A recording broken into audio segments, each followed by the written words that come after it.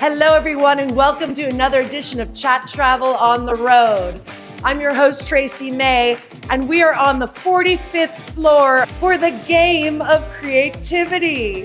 This is a 4-part bartending series that elevates the next generation of mixologists, teaching them about competition and getting them inspired to be better and more creative in this incredible space of mixology.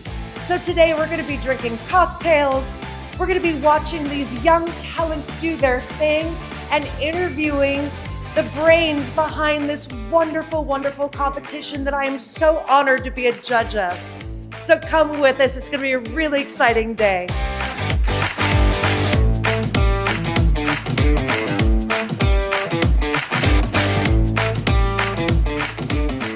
And I am here with the brains behind the game of creativity. Women, what an incredible event you're doing. Thank you so much, first of all. I hope you enjoy. Oh, it's amazing, and thank you for having me participate. Mama liked to drink and to be able to judge all of these unbelievable talents who are, there was a kid here who has been a bartender for 3 months, and she jumped up to compete with 11 other competitors at this amazing competition. First of all, tell me how you came up with this idea to do this. So, very first time I made this competition online during the lockdown, during COVID. So I wanted to give a playground to the kids who sitting home, cannot go to work and keep their mind busy. And then when we moved here with my wife, we organized a small cocktail challenge. And luckily it was very fun, and we could see that the Da Nang community loves it a lot.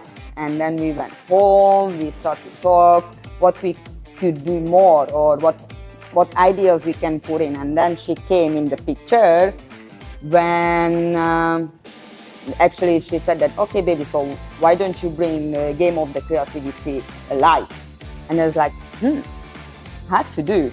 And then obviously she is the back of house. She's doing everything, the creative side behind, all the marketing behind. I'm just a pretty face.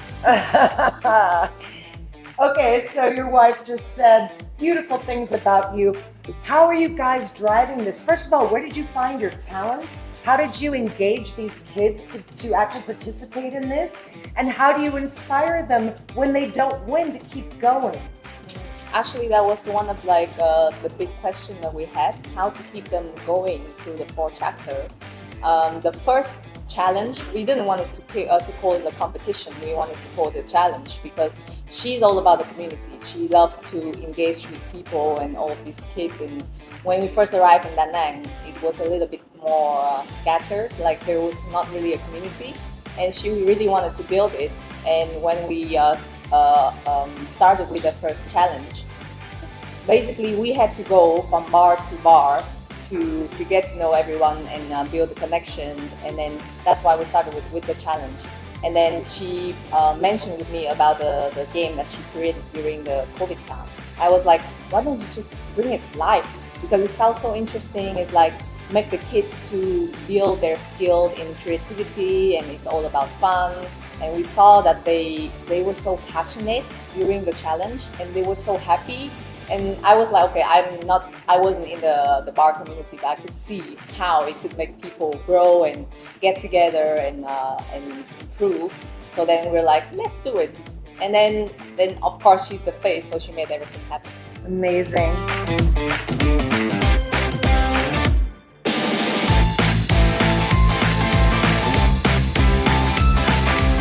I am here with, we love to call her Miss Tito's, my friend Feng, who is the marketing director of Southeast Asia, correct? For Tito's Vodka, an American brand, which I love to drink. What made you decide, other than kata, to contribute and be a part of this wonderful competition with these amazing next-gen bartenders? Well, first of all, thank you for having me here, and thank you for being one of the judges for a wonderful bartender competition. And this is not the first time Tito have been supported the bartender competition, and through our Tito Love Titos and Vodka for Dog People, we have been able to enter thousand events and working with thousands of non-profit organizations and NGOs around the world. And in Vietnam, we have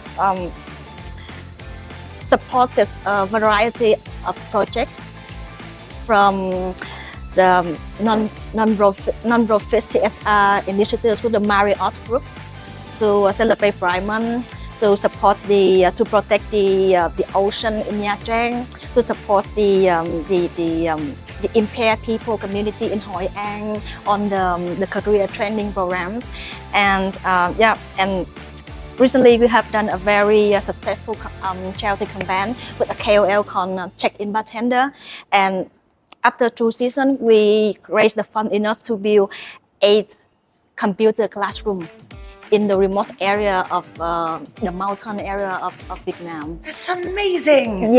Yes, and so far we have been so proactive to support the local animal rescue centers. We have been partnered with so many organizations like Fight Dog Meat, Law for Paws, and Paws for Compassion.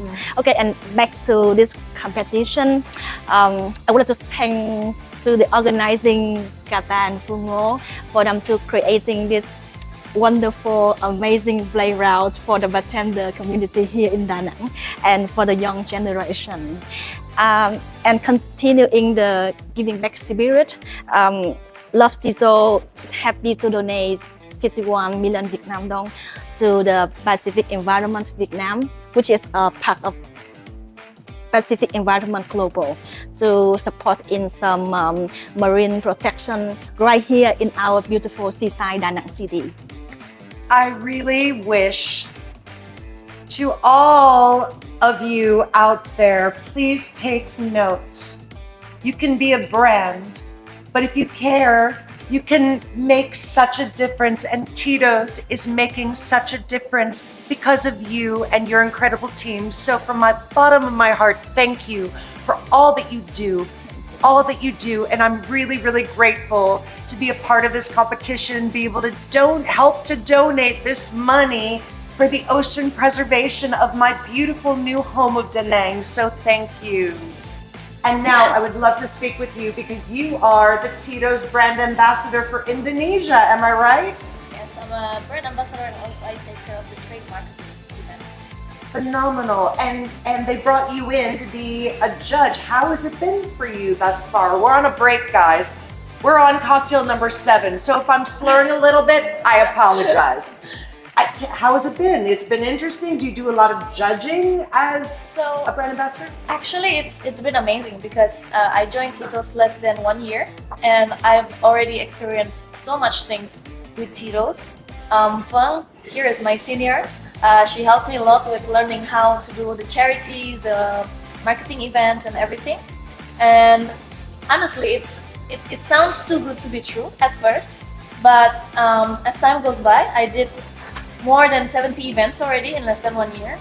And we spent more than 25,000 USD for charities in Bali already. Yeah, and it's just, it's true. It sounds too good to be true, but it is true because, for example, if you heard before, like I think a few months ago, Bali was flooding, was quite bad. And I asked them if disaster relief is possible for Tito's donation, and Fong and my boss Thomas, they say yeah, it's possible. And I'm confused, right? Because usually you need an event to release a donation, but this is a disaster relief. So what do I do?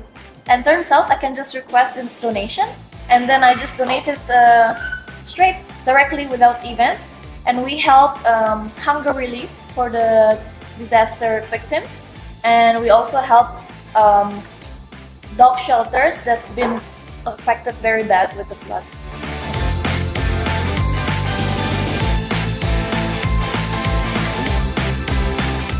And what to you is the perfect cocktail? Not just from a personal standpoint, but what to you when you drink a cocktail, do you know that it's perfectly balanced that it has the right measurements of all of the ingredients, and when you take a sip, it's a perfect sip. What is that for you?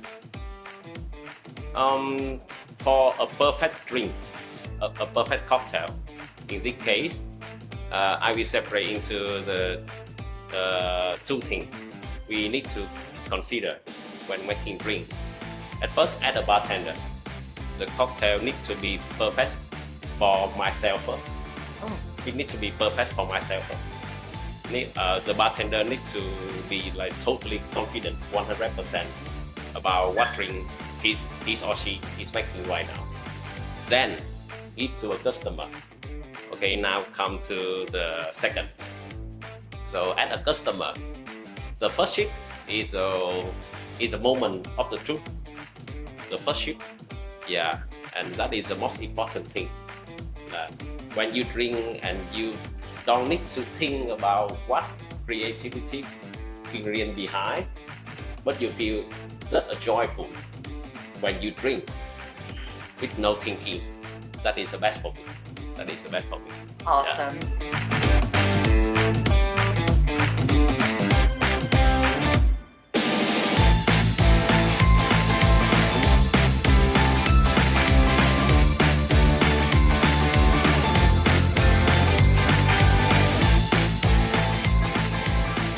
Please tell me about your charity, Pacific Environment. Thank you. Pacific Environment is an NGO headquartered in San Francisco, and we have operate in like 9 countries: Korea, Japan, China, Vietnam, Singapore, Philippines, Thailand, and Malaysia. And we in Vietnam, we do mainly on the 2 programs, marine conservation and plastic reduction program. I mean, I know that plastic pollution is such an it's a massive problem in Southeast Asia. And what exactly are you guys doing to rectify this terrible, terrible situation? Yeah. You know, plastic is everywhere, and especially after the flood, it's go to the river and go to the sea. And what we do is we try to raising the awareness of the community, to prevent the plastic waste first. And you know, for unavoidable plastic, we do encourage people to classify the waste, try to recyclable as much as possible. And so what we do, or how we do, is we build up the model, like a zero single-use plastic model, and also advocate to have a policy, from the government or the central government. Interesting. And so you're more education based, or are you on boots on the ground actually clearing the plastic from the ocean? I think we do both, bottom up and top down approach. We build up the model, encourage people not to litter, and also from the top, we would like the government to have a policy to prevent the plastic waste. 1, 2, 3, Tito! Thank you all for joining us on Chat.Travel on the road. My name is Tracy May. It's been my pleasure hosting you with Tito's Vodka, here with this incredible gang of mixologists, and we all have one thing to say.